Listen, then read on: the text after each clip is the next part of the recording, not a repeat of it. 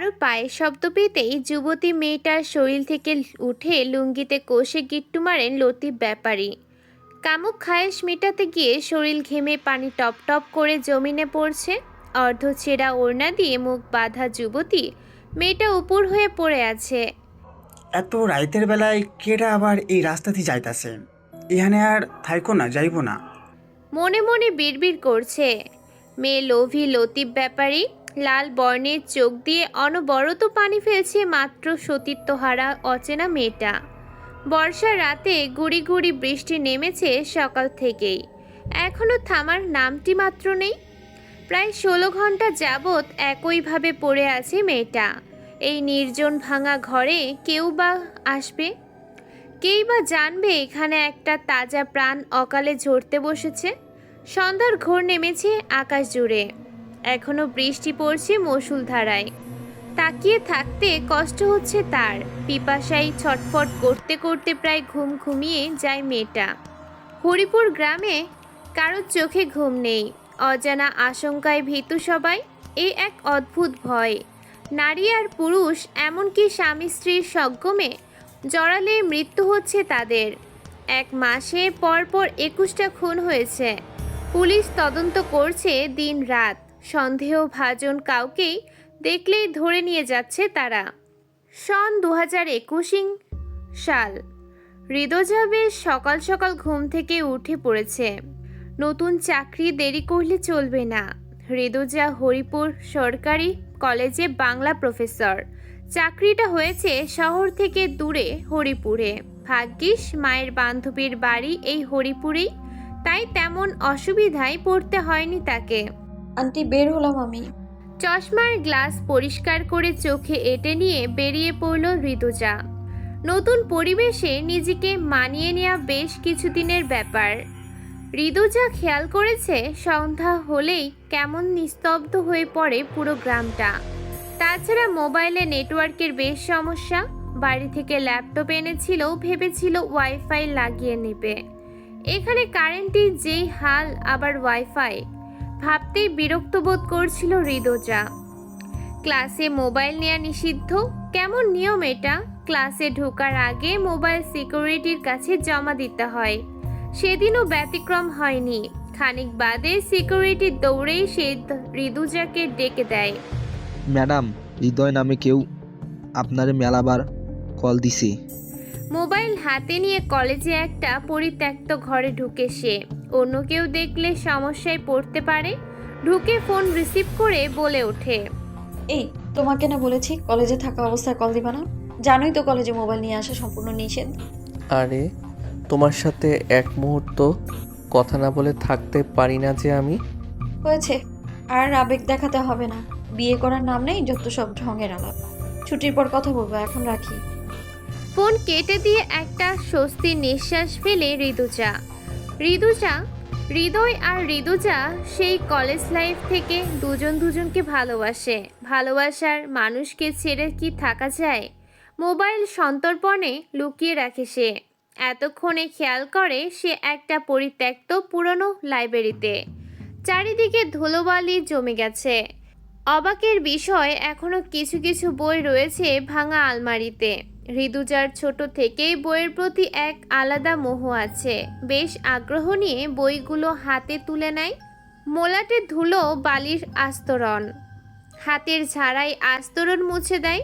প্রথমে বই ভাবলেও ভালো মতো চাক্ষুষ করতেই দেখে এটা তো একটা ডায়েরি। বাহ, আগের দিনের ডায়েরির মলাট এত সুন্দর, মনে মনে ভাবছি আমি। ডায়েরিটা খুলে দেখবে মনস্থির করে। হাত দিয়ে পুনরায় বার কয়েক ঝাঁকুনি নিয়ে ধুলোর আস্তরণ সরিয়ে দেয়। দিয়ে পড়তে শুরু করে ঋতুজা। মহুয়ার ডায়েরি। সূচনা পৃষ্ঠায় এমন নামই লেখা আছে। বেশ অদ্ভুত তো। ঋতুজার আগ্রহ যেন দ্বিগুণ বাড়ছে। ডায়েরিটা পড়তে শুরু করলো ঋতুজা। বাবা মায়ের মৃত্যুর পর অনেক কষ্টে এতিমখানায় লেখাপড়া শেষ করে একটা চাকরির জন্য দাঁড়ে দাঁড়ে ঘুরছি। পৃথিবীটাকে স্বার্থপর লাগছে আমার কাছে, কিন্তু সব চিন্তার অবসান ঘটে কিছুদিনের মধ্যেই। শেষমেশ একটা কলেজের সহকারী পিয়ন পদের চাকরিটা পেয়েই গেলাম। হরিপুর গ্রামের মানুষজন বেশ ভালোই, কলেজের ছাত্রছাত্রীরাও অনেক ভালো। কলেজের উত্তরের দিকের বাগানটা আমার নজর কেড়েছে। অবসর সময় সেখানেই বসে কাটাই আমি। এতটুকু পরে বুঝতে পারে এটা কোনো মহুয়া নামের মেয়ের পার্সোনাল ডায়েরি। তার মানে কলেজের উত্তরে বাগান আছে? ভাবতে ভাবতে বেশ আগ্রহ নিয়ে উত্তরের জানালা দিয়ে তাকাতেই ঋতুজা দেখতে পায় বেশ সুন্দর একটা বাগান। ছুটির পর যাওয়ার মনস্থির করে সেখানে। হঠাৎ ঋতুজা ঘরে কারোর উপস্থিতি টের পায়। কেউ হয়তো আড়াল থেকে দেখছে তাকে। এদিক সেদিক চোখ বুলিয়ে কাউকেই দেখতে পায় না ঋতুজা। পুনরায় ডায়েরিটি খুলে সে পড়তে থাকে। শীতল বাতাস ঋতুজার শরীর ছুঁয়ে গেছে। আমার একটা হাতের বালা আছে যেটা আমার মায়ের কাছ থেকে পেয়েছি আমি। সেটা সব সময় আমার পার্সোনাল লকারেই রেখে দিতাম। প্রথম পৃষ্ঠা শেষ না হতেই বিকট চিৎকারের শব্দ কলেজের বাইরে থেকে আসছে। ঋতুজা তাড়াতাড়ি ডায়েরিটা হাতে নিয়েই বাইরে আসে। একটা মেয়ে অজ্ঞান হয়ে পড়ে আছে। এই কলেজেরই স্টুডেন্ট সে। মেয়েটি যেখানে জ্ঞান হারিয়েছে সেখানে এগিয়ে যায় ঋতুজা। ও ও অজ্ঞান হলো কি করে? ঋতুজা আগ্রহ নিয়ে সিকিউরিটি বাতেন মিয়াকে জিজ্ঞেস করে। সেই লাশ দেখেই এই মেয়েটা অজ্ঞান হয়ে গেছে। ম্যাডাম, বিজ্ঞান ক্লাসে অঘটন ঘটছে, একটা ছাত্র খুন হয়েছে। ঋতুজা যেন আকাশ থেকে পড়ে। কলেজে খুন? তাও আবার সেই কলেজে স্টুডেন্টের? বলেই দৌড়ে বিজ্ঞান ক্লাসে ঢুকে ঋতুজা। বেশ ভিড় লেগেছে লাশটার চারদিকে। লাশটার হাতের দিকে তাকিয়েই থ মেরে যায় ঋতুজা। ডায়েরিতে উল্লেখ করা হুবহু একই ধরনের বালা ছেলেটার হাতে মুষ্টিবদ্ধ করে রাখা আছে। এক অজানা আতঙ্কে কেঁপে ওঠে ঋতুজার সারা দেহ। হাতে থাকা ডায়েরিটার দিকে বড় বড় করে তাকিয়ে আছে ঋতুজা। এক অজানা আতঙ্কে কেঁপে ওঠে ঋতুজার সারা দেহ। হাতে থাকা ডায়েরিটার দিকে বড় বড় করে তাকিয়ে আছে ঋতুজা। মাথা চিনচিন করছে। দাঁড়িয়ে থাকা এক পর্যায়ে অসম্ভব হয়ে পড়েছে। বাসায় পৌঁছেই ডায়েরিটা সামনে রেখে গালে হাত দিয়ে এক দৃষ্টিতে তাকিয়ে আছে। এটা কি আমার পড়া উচিত? আপন মনে প্রশ্ন ছুড়ছে ঋতুজা। কাপা কাপা হাতে ডায়েরির পাতা উল্টায়। আবারও অনুভব করে তার ঘরে কেউ অবস্থান করেছে। দ্রুত ডায়েরিটা বন্ধ করে ফেলে। আন্টি, আমার ঘরে কি তুমি আইছিলা? জোরে জোরে বলতে থাকে ঋতুজা। পাশের রুম থেকে ফারজানা আক্তার জবাবে না উত্তর দেয়। ওই, আমি তো রান্না করে, আর আমি আর তুই ছাড়া তো এই বাড়িতে কেউ থাকার কথা নয় রিচ্চা, তুই তা ভালোভাবেই জানিস।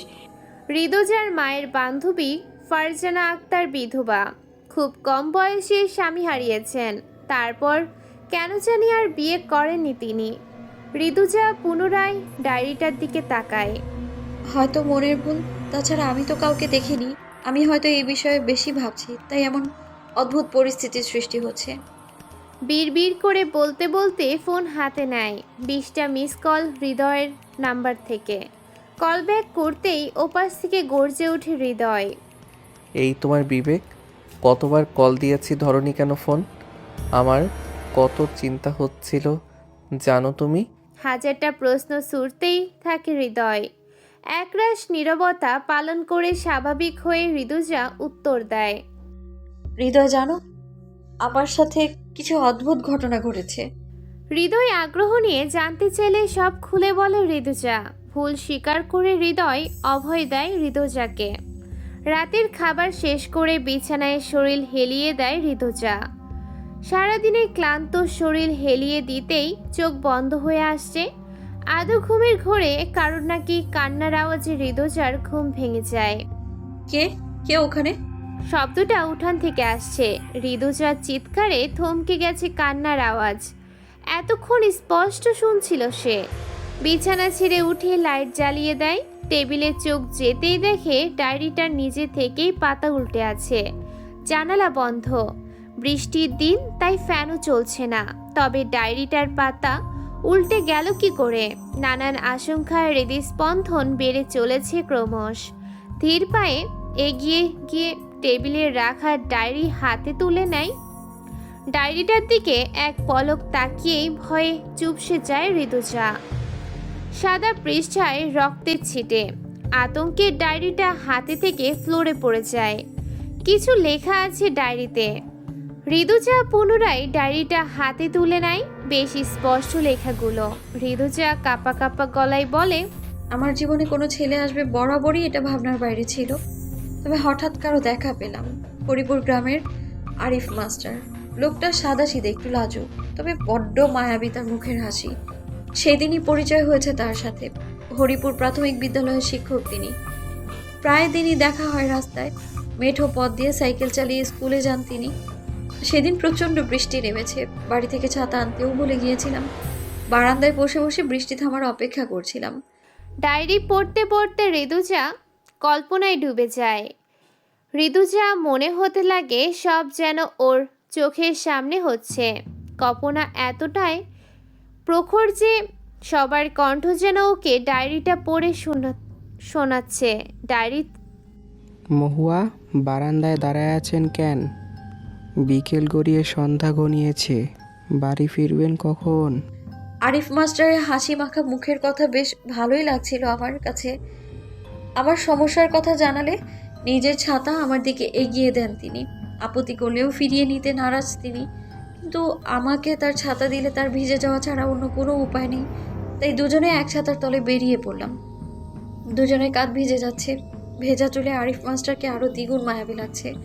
আগে শুনেছি ভেজা চুলে মেয়েরা সুন্দর, কিন্তু এখন দেখছি ছেলেরাও সুন্দর হয় যদি মনের চোখে দেখো। এভাবেই কাটছিল দুজনে খুনসুটি। দুজন দুজনকে পছন্দ করতাম, তবে এতটুকুতেই সীমাবদ্ধ ছিল, বলার সাহস হয়নি কারো। একদিন ভাবলাম ভালোবাসি কথাটা আমিই বলে দিব। পয়লা বৈশাখ দিনটাই ঠিক করলাম আমি। মায়ের হাতে বালাজোড়া, হাতে বেশ ভালোই মানিয়েছে আমার। লাল পাড়ের সাদা শাড়ি, কপালে লাল রঙা টিপ। এমন সাজুগুজু জীবনে প্রথমবার করলাম আমি সেদিন। তখনও ভাবিনি এটাই আমার শেষ সাজা হতে চলেছে। ঘর থেকে বের হবার পরপরই পশ্চিম আকাশে মেঘের গর্জন। গুড়ি গুড়ি বৃষ্টি শুরু হয়ে গেছে। সব কিছু উপেক্ষা করে মাস্টারের সাথে দেখা করতে এসেছি আমি। এতটাই উত্তেজিত ছিলাম আমি যে আগেই পৌঁছে গেছি সেখানে। গায়ের শেষ মাথায় একগুচ্ছ কৃষ্ণচূড়া ফুল হাতে দাঁড়িয়ে আছি আমি। গোলাপ খুঁজেছিলাম কিন্তু পাইনি। আরিফ মাস্টার বলেছিল 10টার মধ্যে পৌঁছে যাবে। ঘড়িতে 9:50 বাজে। আর মাত্র 10 মিনিট বাকি। আনন্দ আর উত্তেজনায় হৃদস্পন্দন বেড়ে চলেছে আমার। হঠাৎ পেছন থেকে কেউ এসে চোখ বেঁধে ফেললো। আরিফ মাস্টার ভেবে বাধা দিলাম না। আরিফ, ঠিক ধরেছি তো আমি? কি হলো, কথা বলছেন না কেন? আমার কথায় সাড়া দিচ্ছে না সে। ভাবলাম হয়তো দুষ্টুমি করছে। চোখ বাঁধা অবস্থায় হাত ধরে টানতে টানতে কোন দিকে নিয়ে যাচ্ছে। বেশ খানিকটা এসে একটু সন্দেহ মনে হচ্ছে আমার। টান মেরে চোখের বাঁধনটা খুলে ফেলি, কিন্তু ততক্ষণে অনেকটাই দেরি হয়ে গেছে। আমার সামনে কালো চেহারার পুরুষ লোক দাঁড়িয়ে আছে, চোখে তার কামুক ছায়া।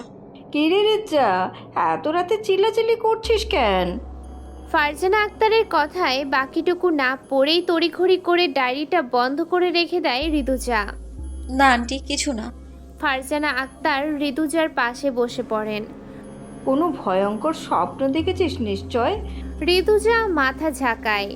তোর আঙ্কেল মারা যাবার পর আমিও মাঝরাতে এমন চিৎকার করে উঠতাম আগে। দীর্ঘশ্বাস ফেলেন ফারজানা আক্তার। ঋতুজার হঠাৎ মনে পড়ে আঙ্কেল তো আগে প্রাইমারি স্কুলের শিক্ষক ছিলেন এই গ্রামেই। নিশ্চয়ই মহুয়ার আরিফ মাস্টারকে চিনবেন তিনি। আচ্ছা আন্টি, আরিফ মাস্টারকে চেনো? ফারজানা আক্তার অবাক চাহনিতে ঋতুজার দিকে তাকায়, যেন কোনো ভূত দেখে ফেলেছেন তিনি। এই নাম তুই কেমনে জানলি? তোর আম্মাও তো জানে না এই নাম আমার স্বামীর, মানে তোর আঙ্কেলের। ঋতুজা হতভম্ব হয়ে যায়। কিন্তু আমি তো জানি আঙ্কেলের নাম শফিকুল ইসলাম। কিন্তু এই গ্রামে তাকে সবাই আরিফ মাস্টার নামেই চেনে।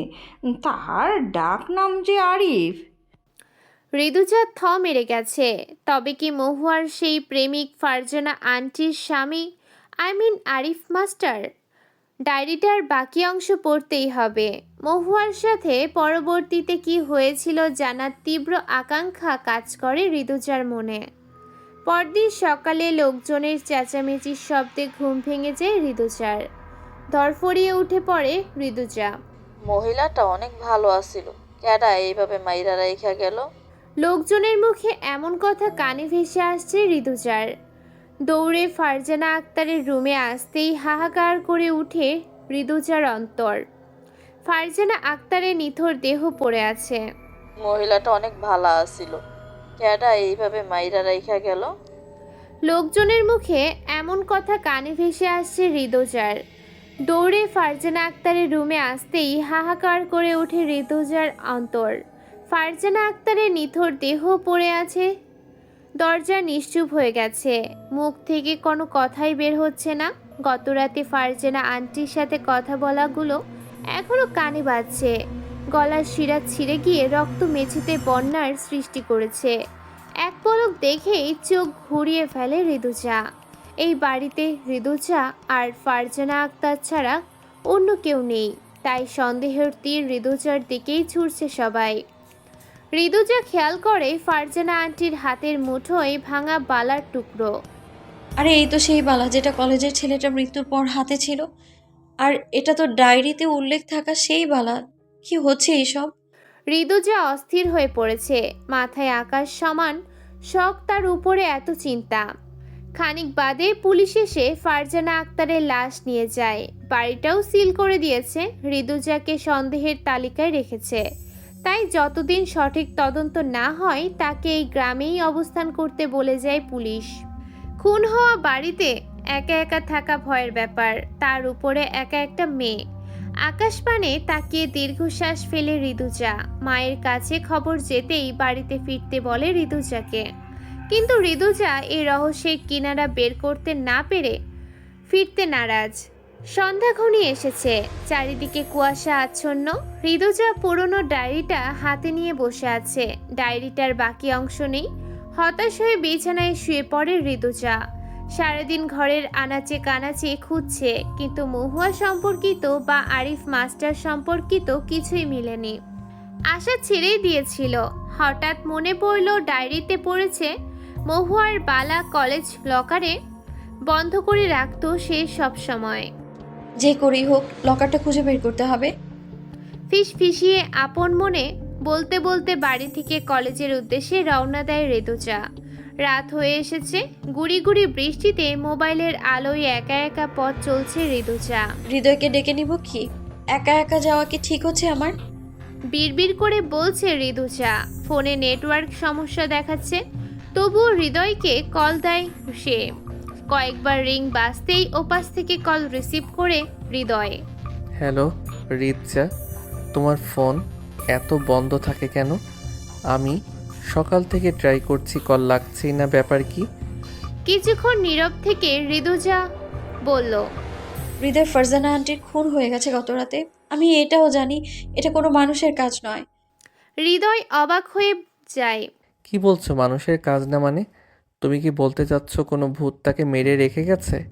একগাল হেসে উঠে হৃদয়। দেখো আমি মজা করার মুডে নেই এখন। আমিও আগে এর অস্তিত্ব বিলিভ করতাম না, কিন্তু এখন না করে উপায় দেখছি না আমি Hriday. I need your help. Hriday কিছুটা রহস্যময়ের আজ পেয়ে রাজি হয়ে যায় হরিপুরে আসতে। আমি তোমাকে সাহায্য করব না এটা হয়? আমি কালই হরিপুরে আসছি। কল কেটে যায়, নেটওয়ার্ক পুরোপুরিভাবে চলে গেছে। হৃদয় ওপাশ থেকে বার কয়েক হ্যালো হ্যালো করে ফোন রেখে দেয়। বয়ফ্রেন্ডের সাথে কথা কখন যে কলেজের সদর দরজার সামনে চলে এসেছে খেয়াল নেই হৃদয়চার। গেট ঠেলে ভেতরে উকি দেয় ঘুটঘুটে অন্ধকার কলেজ ঘিরে। ঝিঝি পোকার ডাক কানে বাজছে, বেশ বিরক্তও লাগছে হৃদয়চার। এর আগে এত সাহস হয়নি তার। দুদিন আগেও এই কলেজে অপমৃত্যু হয়েছে, তবুও কোনো প্রকার ভয়ের প্রভাব পড়ছে না ঋতুজার মনে। ধীর পায়ে এগিয়ে যাচ্ছে কলেজ ছাত্রী কমন রুমের দিকে। সেখানে একাধিক লকার রয়েছে, হতে পারে সেখানেই মহুয়ার পুরানো লকার পেয়ে যাবে সে। মনের তীব্র আকাঙ্ক্ষা নিয়ে এগিয়ে চলেছে ঋতুজা। বেশ খানিকটা পথ পাড়ি দেওয়ায় গুড়ি বৃষ্টিতেও আধ ভেজা হয়ে গেছে ঋতুজা। কমন রুমের তালা ইট দিয়ে বেশ কিছুক্ষণ আঘাত করার পর খুলে যায়। গ্রামের কলেজ, তাই কেয়ারটেকার প্রয়োজন পড়ে না। দরজা খুলে পা বাড়ায় সে। ঘুটঘুটে অন্ধকার, শুধু নিজের নিঃশ্বাসের শব্দ শোনা যাচ্ছে। বেশ কয়েকটি লকারে চোখ বোলায় ঋতুজা, কিন্তু এখানে মহুয়ার লকার আছে বলে তো মনে হচ্ছে না তার। হঠাৎ ঘরে কারোর উপস্থিতি টের পায় ঋতুজা। কেউ হাঁটাহাঁটি করছে পুরো ঘরময়। অন্ধকারে কিছুই দেখা যাচ্ছে না, শুধু কারোর পায়ের আওয়াজ শুনতে পাচ্ছে ঋতুজা। কে কে ওখানে? কোনো উত্তর নেই, শরীরে ভয়ের কাঁপুনি দিয়ে উঠেছে। এতক্ষণে খেয়াল এসেছে এখানে এসে ভুল করেছে ঋতুজা, তবুও হাল ছাড়ছে না সে। কিছু জোরে পড়ার শব্দে ঘুরে তাকায় ঋতুজা। উপর থেকে একটা ভাঙা টিনের ট্যাঙ্ক বক্স মাটিতে পড়ে গেছে, দেখতেই বড় সড়ই। ধীর পায়ে সেদিক পানে এগোতে থাকে ঋতুজা। ট্যাঙ্কের ওপরে টর্চ পড়তেই দেখে বড় বড় করে লেখা আছে বিএসসি মহুয়া পারভিন। তবে কি এটাই মহুয়ার লকার? কিন্তু এটাতে কোনো তালা বা তেমন লক দেখছি না তো। বলতে বলতে হাত বাড়িয়ে ট্যাঙ্কটি খুলে ফেলে ঋতুজা। উপরের কপাট সরাতেই ঋতুজা চিৎকার দিয়ে ওঠে। নিজ প্রেমিক হৃদয়ের কাটা মাথা বাক্সবন্ধী অবস্থায়। খানিক আগেও হৃদয়ের সাথে কথা বলেছে সে। এটা কিভাবে সম্ভব? পেছন থেকে অট্ট হাসিতে মেতে উঠেছে কেউ। হৃদয়ের কাটা মাথা বাক্সবন্ধী অবস্থায়, খানিক আগেও হৃদয়ের সাথে কথা বলেছে সে। এটা কিভাবে সম্ভব? পেছন থেকে অট্ট হাসিতে মেতে উঠেছে কেউ। হৃদয়ার মাথা চক্কর দিয়ে উঠেছে, দাঁড়িয়ে থাকতে কষ্ট হচ্ছে। কে তুমি? আমার হৃদয়ের সাথে এমন কেন করলে তুমি? ঋতুজা আর্তভরা কণ্ঠে বলে যাচ্ছে বারবার, কিন্তু কোনো সাড়া নেই তার কথায়। তবুও শেষ চেষ্টা করেছে রহস্য বের করতে না পারলে না জানি আর কত নিরীহ মানুষের প্রাণ যাবে। বক্সটি ভালো মতো দেখার জন্য এক হাতে চোখ বন্ধ করে অন্য হাতে বক্সটি ঢোকালো। কাটা মাথা রক্তে ভিজে গেছে ঋতুজার হাত। চোখ তুলে তাকাতে কষ্ট হচ্ছে তার। পুরো রুম জুড়ে কারোর পায়চারির শব্দ। হাতে কিছু একটা পড়েছে, স্পর্শে বুঝে উঠে এটা কোনো হাতের বালা। তবে এটা একটা কেন, আরেকটি কোথায়? মনে মনে ভাবছে ঋতুজা। হঠাৎ ঋতুজা ঘাড়ে কারোর হাত রাখার অনুভূতি পায়, ঠান্ডা হাত। তবে কি সেই অশরীরই? ভয়ের শিহরণ জেগে উঠেছে ঋতুজার সারা শরীরে, ঝাঁকুনি দিয়ে উঠেছে দেহ। পেছন ঘুরে দেখার সাহস হারিয়ে ফেলেছে ঋতুজা। ভয় কাটিয়ে কাপা পদক্ষেপে দ্রুত সরে দাঁড়ায়। পেছন ঘুরে দেখে তার সামনে হৃদয় দাঁড়িয়ে আছে। হৃদয় তুমি? বলেই কান্না করে দিয়েছে ঋতুজা। বুকে টেনে শক্ত করে জড়িয়ে ধরেছে হৃদয়কে। রিচা, তুমি এত রাতে এখানে কেন এসেছো? ঋতুজা হাতের তালু দিয়ে চোখ মুছতে মুছতে ঘটে যাওয়া সব ঘটনা খুলে বলে। হৃদয় খানিক নীরব থেকে ঋতুজাকে জড়িয়ে নেয় বুকে। হৃদয়, আমি এক মুহূর্তের জন্য ভেবেছিলাম তোমায় হারিয়ে ফেলেছি। কান্নারত কণ্ঠে বলতে থাকে ঋতুজা।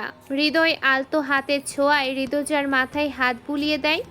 ধুর পাগলি, আমি আছি তো তোমার পাশেই। কিছু সময় দুজন দুজনকে আলিঙ্গন করে। পরিবেশ যেন পাল্টে গেছে, চারিদিকে সেই ভয়ঙ্কর রূপ যেন কোথাও উধাও হয়ে গেছে। কিন্তু তুমি এখানে কি করে আসলে? হৃদয়কে প্রশ্ন ছুড়ে ঋতুজা। হৃদয় খানিকটা চুপ থেকে ঋতুজাকে বলে, আমি তোমার সাথেই এই হরিপুরে এসেছি। 10 জন্মের সঙ্গী তুমি, তোমার সাথ ছাড়ি কীভাবে বলো? তাছাড়া তুমি অবাক হবে জেনে যে এই হরিপুরেই আমার দাদুর বাড়ি। এখনও আমাদের পুরনো বাড়ি এই হরিপুরেই আছে। তাই তো তুমি যখন এখানে জব করার কথা বলেছিলে, আমি এক নিঃশ্বাসে হ্যাঁ বলে দিয়েছিলাম। হৃদয়ের কথা শুনে ঋতুজা অবাক হয়ে গেছে। তার মানে তুমি আমায় ফলো করছো এই কদিন ধরে? সেই জন্যই তো আমার মনে হয়েছে কেউ আমার আশেপাশেই আছে। ফাজিল ছেলে, দেখা দাওনি কেন? যেন কত মিস করেছি আমি তোমায়। ঋতুজাকে আরো শক্ত করে জড়িয়ে ধরে হৃদয়। আচ্ছা, আমি যে এখন এই কলেজে আছি তুমি কি করে জানলে? আরে পাগলি, তুমি যখন কথা বলেছিলে তখন বৃষ্টির রিমঝিম শব্দ কানে আসছিল, তার মানে তুমি বাইরে। আর ঝিঝি পোকার ডাক তো কোনো জঙ্গল থেকেই আসবে। আর আমার এলাকা তাই ভালো মতোই জানি, কলেজের পাশে জঙ্গল আছে। তার মানে তুমি কলেজে কোনো কাজে যাচ্ছ, হয়তো সেই রহস্য বের করতে। তাই দেরি না করে আমি এখানে এসেছি। হৃদয়ার মুখে হাসির ফলক পড়ছে। এ দেখো হৃদয়, এই বক্সটাতেই তোমার কাটা মাথা দেখেছিলাম আমি। হাত উঁচিয়ে ইশারায় দেখাতে চাইল ঋতুজা, কিন্তু সেখানে কোনো বক্স ছিল না, না তো ছিল কোনো কাটা মাথা। হৃদয় ঋতুজার দিকে ব্রু কুঁচকে তাকায়। তুমি সারাক্ষণ এইসব ভাবো বলে এইসব দেখছো। চলো আমার বাড়িতে বিশ্রাম করবে, ঋতুজা কিছুতেই হৃদয়কে বিশ্বাস করাতে পারছেই না। হৃদয় এক প্রকার জোর করেই ঋতুজাকে সেখান থেকে নিয়ে আসে। হৃদয় হঠাৎ খেয়াল করে ঋতুজার হাতে কিছু পরানো আছে। হৃদয় বেশ ভালো মতোই জানে ঋতুজা ঘড়ি ছাড়া হাতে কিছুই পরে না। একদিন শখ করে একটা ব্রেসলেট গিফট করেছিল হৃদয়, এটা আজ পর্যন্ত পরেনি ঋতুজা। বলে কি এসবে নাকি তার আনইজি ফিল হয়। তবে আজ কেন এর ব্যতিক্রম? আজ ঋতুজার হাতে বালা কেন? রিচা, তোমার হাতে এটা কি? ঋতুজা তীক্ষ্ণ দৃষ্টিতে হাতের পানে তাকায়। আরে এটাই তো সেই বালা, সত্যি বলছি হৃদয়, এটাই সেই বালা। আমার হাতে কিভাবে এলো আমি বুঝলাম না। বালাটি খুলে হৃদয় পকেটে ঢুকিয়ে নেয়। ঋতুজাকে সাথে নিয়ে নিজ বাড়ির উদ্দেশ্যে পা বাড়ায় হৃদয়। ইটের দেয়ালে ঘেরা বিশাল বাড়ি, সদর দরজায় বড় বড় করে লেখা আছে ব্যাপারী বাড়ি। ধীর পায়ে ভিতরে প্রবেশ করে দুজনে। রাত তখন একটা ছুঁই ছুঁই। খানিক বাদেই লাঠি ভর দিয়ে একজন বৃদ্ধা মহিলা এগিয়ে আসে তাদের দিকে। ইনি আমার দাদি। হৃদয় বলে ওঠে ঋতুজার উদ্দেশ্যে। ঋতুজা বিনয়ের সাথে সালাম দেয় বৃদ্ধা রেশমা বেগমকে।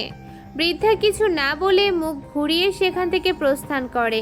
ঋতুজা অবাক হয়ে গেছে তার ব্যবহারে। রিচা, কিছু মনে করো না। আসলে দাদি মানসিক ভারসাম্যহীন। আমার পরিবারের সদস্যদের অপমৃত্যুতে ওনার এই হাল। দীর্ঘশ্বাস ফেলে হৃদয়। অপমৃত্যু মানে? ঋতুজা অবাক হয়ে গেছে। আসলে একটা দুর্ঘটনায় আমার পরিবারের সবাই মারা যান। এখন থাকার মধ্যে আমি এবং আমার দাদি আছে।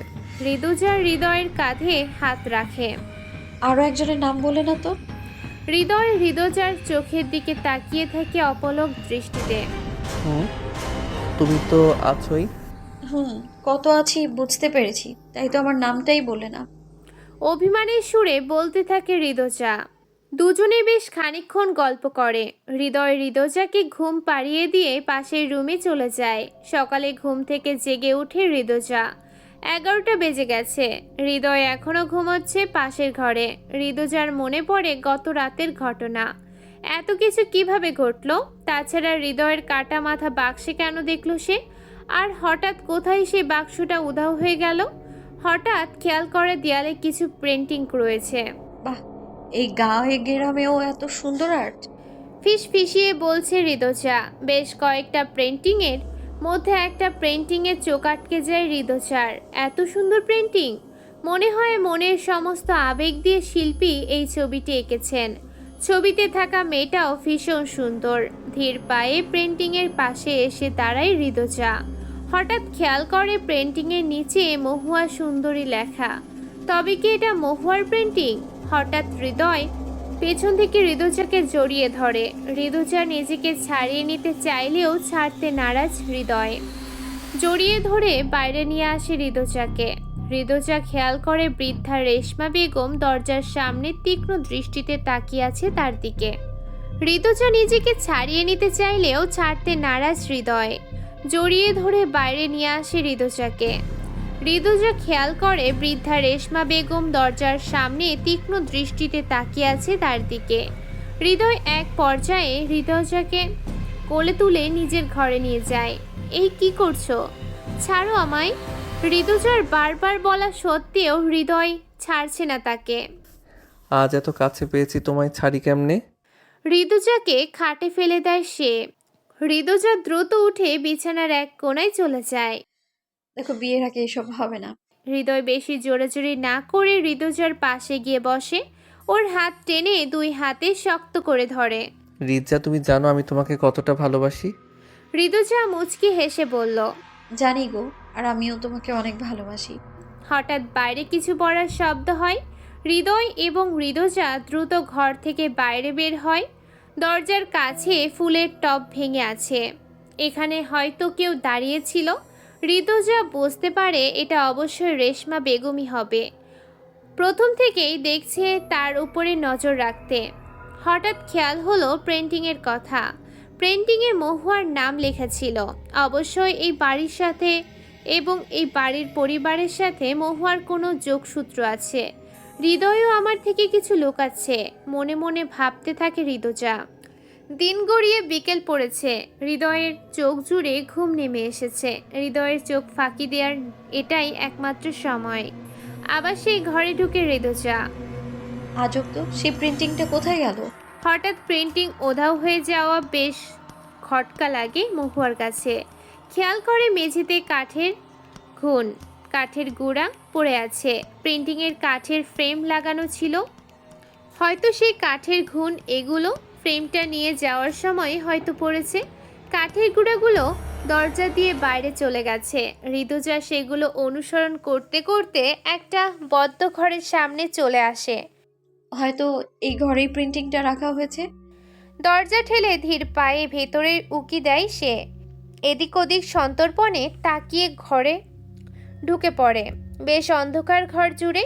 জানালার ফাঁক দিয়ে আধো আলোয় আবছা আলোয় আলোকিত ঘরটা। অস্পষ্টভাবে দেখা যাচ্ছে ঘরে ভাঙা আলমারি ভর্তি। পুরো ঘরটা জুড়ে খুঁটিয়ে খুঁটিয়ে দেখছিল ঋতুজা। হঠাৎ পড়ে থাকা কয়েকটা প্রিন্টিং, ছবির ফ্রেম সহ দলিল চোখে পড়ে তার। হাত বাড়িয়ে তুলে নেয় সেগুলো। একটা প্রিন্টিং মহুয়ার, যেটা সে শোবার ঘরে দেখেছিল। অন্যটা বড্ড চেনা। হুবহু একই প্রিন্টিং ফারজানা আক্তারের ঘরেও টাঙানো আছে। তার মানে এটা আরিফ মাস্টারের ছবি? ফিসফিসিয়ে বলে ওঠে ঋতুজা। বাকিগুলোর মধ্যে পারিবারিক ছবিগুলোতে আরিফ মাস্টারকেও দেখা যাচ্ছে। ওনাদের ছবি এই বাড়িতে কি করে এলো? ভীষণ ভাবনায় পড়ে গেছে ঋতুজা। রহস্য যেন দ্বিগুণ হচ্ছে। দলিলগুলোর পাতা উল্টে দেখে সেখানে আরিফ মাস্টারের নামে এই বাড়িটি। অবাক হয়ে যায় ঋতুজা। এটা আরিফ মাস্টারের বাড়ি? এক আকাশ সমান ভাবনা মাথায় ঘুরপাক খাচ্ছে। দলিল এবং ছবিগুলো একপাশে সরিয়ে রেখে দেয়। চোখ আটকে যায় অর্ধছেঁড়া কয়েকটা কাগজের পৃষ্ঠার উপরে। কাগজগুলো একত্রিত করে ঋতুজা। আরে, এগুলো তো সেই মহুয়ার ডায়েরির বাকি পৃষ্ঠাগুলো। কাগজগুলো হাতে নিয়ে চোখ বুলাতে থাকে ঋতুজা। এই হ্যান্ড রাইটিং সম্পূর্ণ আলাদা। লেখাগুলো আবছা আবছা দেখা যাচ্ছে। ঋতুজা পড়তে মনোনিবেশ করে। অনেক চেষ্টা করেও বাঁচাতে পারলাম না তোমায়। ভালোবাসি বলাও হলো না তোমাকে। শ্বাস আটকে আসছে আমার। আমি জানি তোমার সাথে কে করেছে এসব। আমি বাঁচতে দিব না তাদের। তোমার শরীর থেকে ঝরা প্রতিটা রক্তের ফোঁটার হিসেব দিতে হবে তাদের, লতিফ ব্যাপারীর পরিবারের। ঋতুজা বুঝতে পারে এটা আরিফ মাস্টারের লেখা, কিন্তু বাকিটুকু লেখা অনেক কষ্টের পরেও পড়তে পারেনি সে। লেখাগুলো মুছে গেছে। ঋতুজা হতাশ হয়ে বসে পড়ে মেঝেতে। অন্ধকারে রহস্যের বেড়াজালে বন্দি লাগছে ঋতুজার। সন্ধ্যার আভাস আসছে। জানালা দিয়ে হু হু বাতাস ঢুকছে। শীত লাগছে ঋতুজার। হঠাৎ কেউ ঋতুজার কাঁধে হাত রাখে, ঠান্ডা হাত। চমকে উঠেছে সে। কে? ঘুরে তাকায় ঋতুজা। আমি মহুয়া। ঋতুজার শরীরে লোম দাঁড়িয়ে গেছে। ভয়ে কণ্ঠ থেকে কোনো আওয়াজ বের হচ্ছে না। ভয় পেও না, আমার তোমার সাহায্যের বড়ই প্রয়োজন। আরিফের খুনিরা এখনও প্রকাশ্যে ঘুরে বেড়াচ্ছে। তাদের শাস্তি দিতে হবে, না হলে যে আমি শান্তি পাবো না। আর্তভরা কণ্ঠ হৃদয় ছুঁয়ে গেছে। কে মেরেছে তাকে? কাঁপা কাঁপা সুরে বলতে থাকে ঋতুজা। ব্যাপারী পরিবার, ওরা এক একজন মানুষ নামে জানোয়ার। ওরা সব করতে পারে নিজেদের স্বার্থের জন্য। লতিফ ব্যাপারী ছেলে হৃদয় মেরেছে আরিফকে। ঋতুজা হতবাক হয়ে দাঁড়িয়ে আছে। তার মানে হৃদয়? সে আরিফের স্ত্রী ফারজানাকেও মেরেছে, সাথে তোমার কলেজের ছাত্রকেও।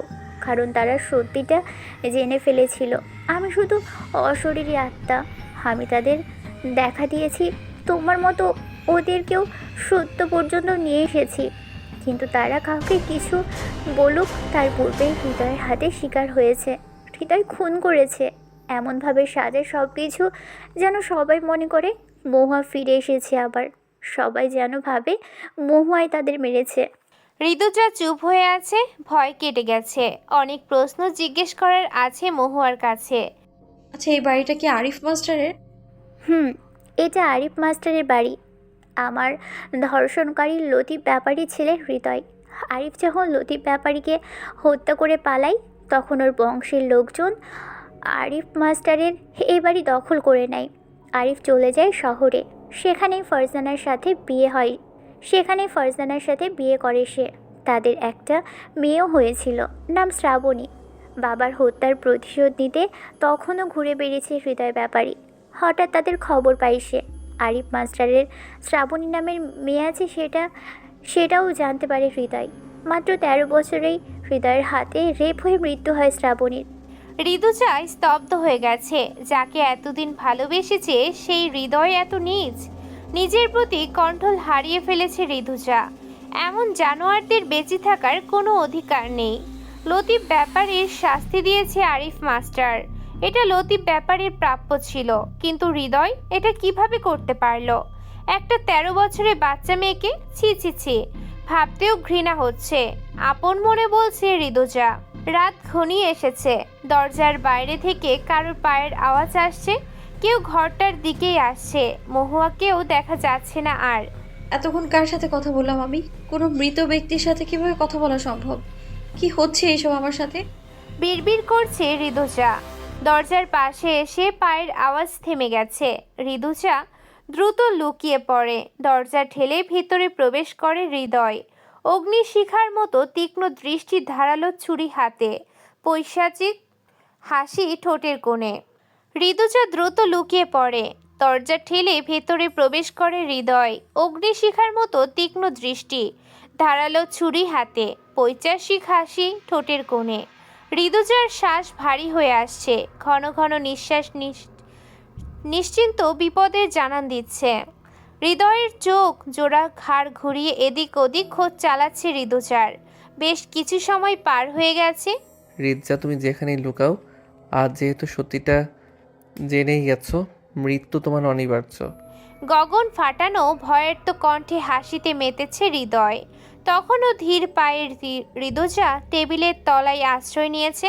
2 পা পিছিয়ে এসে উবুর হয়ে উকি মারে হৃদয়।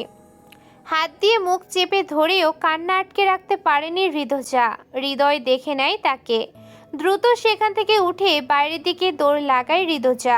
রেশমা বেগম ধারালো দাগ হাতে দাঁড়িয়েছিল সদর দরজার পাশে। সেখানেও বিপদ টের পেয়ে থমকে দাঁড়ায় ঋতুজা। সিঁড়ি দিয়ে ছাদে উঠে পড়ে। হৃদয় বাঁকা হাসি দিতে দিতে আর পিছু নিয়ে ছাদে পৌঁছে যায়। হৃদয়, তুমি এটা করতে পারো না। তুমি তুমি তো আমার ভালোবাসো, তবে কেন করছো এমনটা? কি আনন্দ পাচ্ছ নিরীহ মানুষদের হত্যা করে?